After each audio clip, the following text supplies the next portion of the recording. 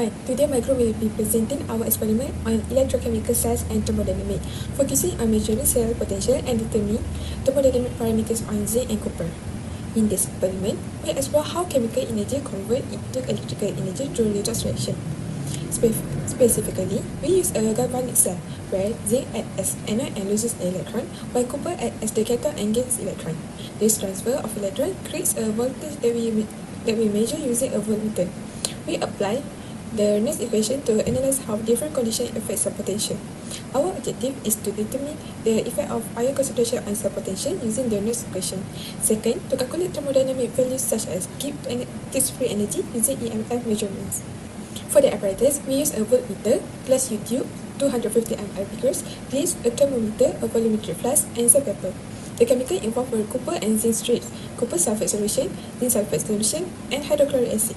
As for the procedure, it was divided into two parts. For part A, was about measuring the initial cell voltage. We placed copper and zinc strip into 0.5 mol solution of copper and zinc sulfate, connected them using a voltmeter and sub-bridge, and recorded the voltage. For the part B, involved testing how different concentration of CuSO4 affect voltage. We used 4 diluted CuSO4 solution, ranging from 0.25 mol to 0.005 mol.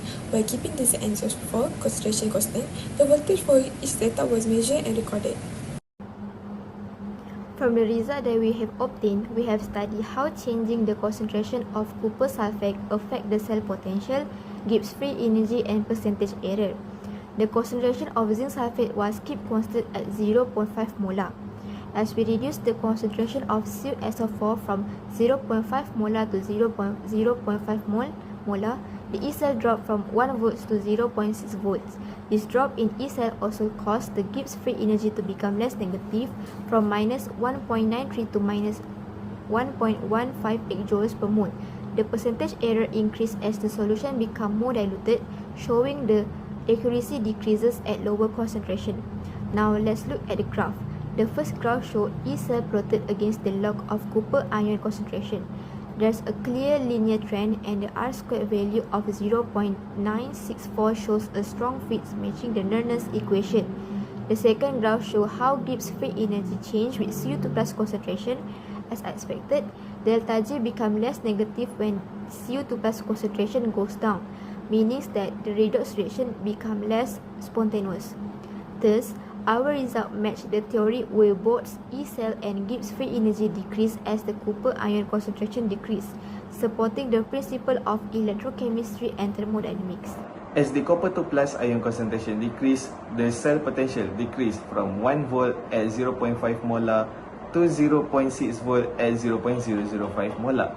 This agrees with Nernst equation, which predicts that lower ion concentration reduces the cell potential.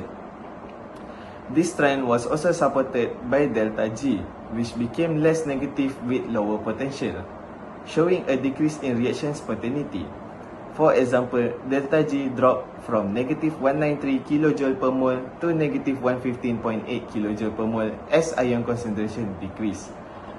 The experiment's accuracy decreased at lower concentration, where percentage error increased from 9.09% to 45.45%, mainly due to dilution inaccuracies and impurities on electrodes.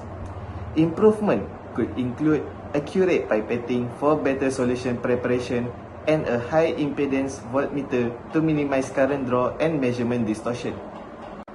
The experiment successfully demonstrated the impact of copper 2 plus ion concentration on cell potential in a zinc-copper galvanic cell. The results align with the Nernst equation: lower concentration, lower potential, and less spontaneous reaction. The connection between electrochemistry and thermodynamics was clearly observed.